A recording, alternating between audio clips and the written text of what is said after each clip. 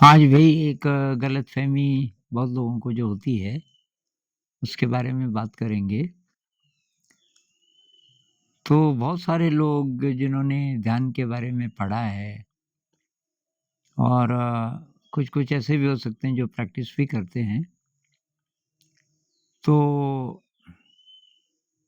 और ये जो संत लोग जो वीडियो में आते हैं ज़्यादातर, तो उनको देख के भी ये लग सकता है कि ये मतलब ध्यान ही करते होंगे या ध्यान के बारे में बोलते होंगे और ये बाकी कुछ काम नहीं करते होंगे।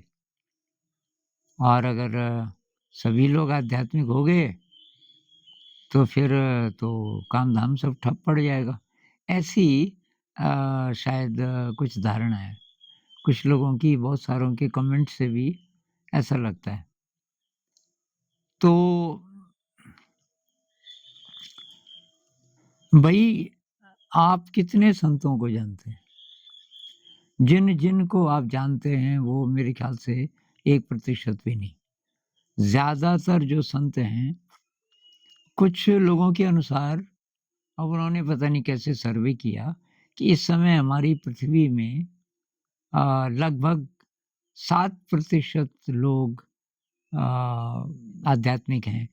किसी न किसी डिग्री में या तो बहुत ज़्यादा या थोड़ा बहुत ही सही, लेकिन उस दिशा में जाना चाहते हैं। तो चलो 1 ही प्रतिशत भी लगाओ, 100 में से 1 व्यक्ति थोड़ा-सा आध्यात्मिक है, वो ध्यान करता हो या नहीं करता हो, लेकिन उसकी रुचि है और ऐसी आशा है कि कभी न कभी वो इस रास्ते पे ज़्यादा आगे जाएगा और अभी भी शायद कोशिश तो कर ही रहा होगा। 1% का मतलब होता है कि 100 करोड़ में से 1 करोड़। तो पृथ्वी की जनसंख्या 7 अरब से तो ज़्यादा है अभी। तो 7 अरब का मतलब 700 करोड़। तो चलो 700 करोड़ भी नहीं, 100 ही करोड़ भी हो, तो हम कितनों को जानते हैं? तो ज़्यादातर कहाँ हैं?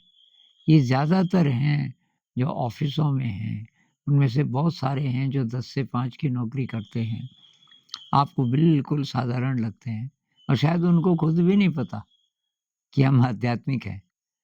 मतलब और उनको एनालाइज़ करो अगर तो तब पता चलता है यार ये अच्छा इंसान है, दूसरों की मदद करता है और इसको लालच नहीं है ज़्यादा इत्यादि, इत्यादि। तो ये जो संतों के गुण हैं, ये बहुत सारे लोगों में होते हैं। देने का भाव, मदद करने का भाव और ज़रूरी नहीं कि वो ध्यान में भी बैठते हों, उनको भी ये हो सकता है पता ही ना हो। तो ये एक किताब थी मैंने पढ़ी नहीं, Buddha at the gas pump ये किताब का नाम है। शायद एक चैनल का भी नाम है, Buddha at the gas pump. कहना वो ये चाहते हैं कि ऐसे बहुत सारे बुद्ध हैं, एनलाइटेंड लोग हैं, जो कि आम ज़िंदगी में लोगों के साथ मिक्स्ड हैं, आपको दिखेंगे ही नहीं।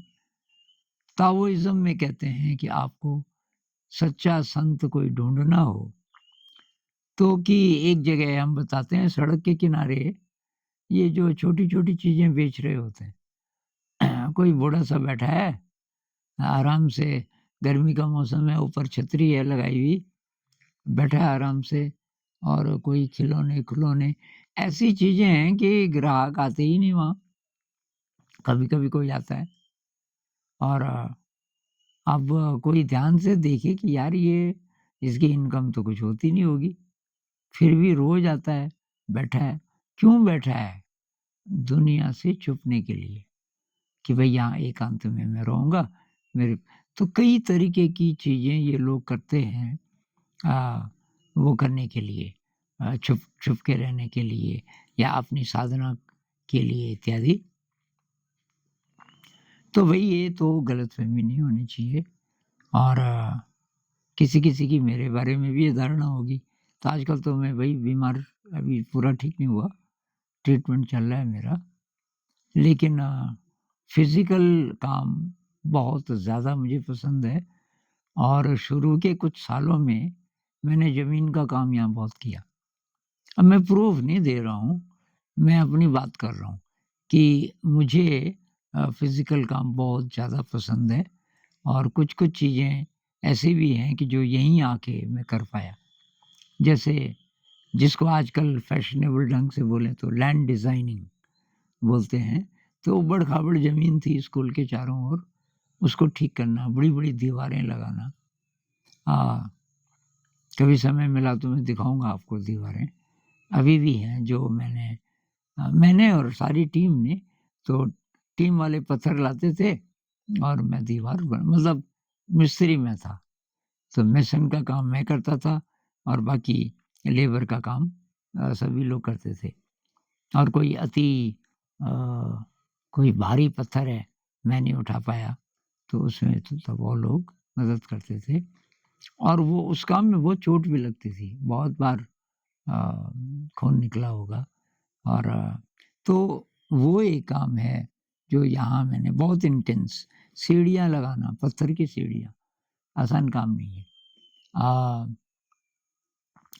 एक काम ये और वैसे जब-जब मुझे समय मिला इससे पहले, तो रस्सियाँ बँटने का काम, ये मैं बहुत करता था गाँव में जब तक था।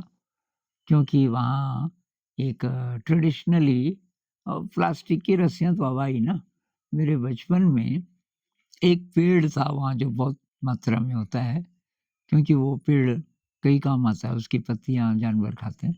तो उसका जो रेशा है अ, वो बहुत शानदार फाइबर है। उस रेशे को पानी में डाल के कुछ-कुछ करके पहले तैयार करना पड़ता है, उससे रस्सियाँ बँटना, हर प्रकार की रस्सी। ये पशुओं को बाँधने के लिए जो मोटी-सी रस्सी होती है वो भी और ये घास जैसे घास काट के लाना है और लकड़ी लानी है, उस प्रकार की रस्सी, तो वो भी मेरा बहुत बड़ा शौक था। थोड़ी बहुत कारपेंटरी थोड़ी बहुत कारपेंटरी का भी शौक था। तो यहाँ और कुछ नहीं तो लकड़ी फाड़ने का। अभी अभी मैं फिर शुरू करूँगा 2-1 महीने में, थोड़ा-सा शरीर ठीक हो जाए, तो लकड़ी फाड़नी पड़ती है यहाँ क्योंकि जंगल से सूखी लकड़ी लाते हैं और उसको फाड़ के तो उसको जलाते हैं क्योंकि उसकी आग सर्दियों में बहुत काम आती है। खाना बनाने की तो आती ही है पर यहाँ सर्दी बहुत ज़्यादा है, तो थोड़ा हीटिंग के लिए भी हम उसका इस्तेमाल करते हैं। तो ये वो काम है जिसमें कि बैठ नहीं सकते आप, शारीरिक मेहनत करनी पड़ती है और खाना बनाने का आपने देख ही लिया होगा, 2 वीडियोज़ में मैं रोटी बना रहा हूँ। रोटी बनाना और उसमें भी अब सजगता के लिए आप इस्तेमाल कर रहे हो माइंडफुलनेस के लिए वो एक बात, लेकिन उसमें भी वो तो है ना थोड़ा मेहनत तो है रोटी बनाने में। अ, तो इस प्रकार की बहुत सारी चीज़ है। तो ये तो ख़ैर मैं अपना उदाहरण दे रहा हूँ। अब ऐसे हो सकते हैं कोई-कोई संत जो नहीं करते या जिनको मौका नहीं मिलता। मैं लकी हूँ कि मुझे कोई मैं तो संत नहीं हूँ ना, मैं तो टीचर हूँ स्कूल में, तो मुझे कौन रोकने वाला है? अब ये जो बड़े-बड़े संत हैं, जिनका नाम ज़्यादा हो गया, इनको मौका नहीं मिलता।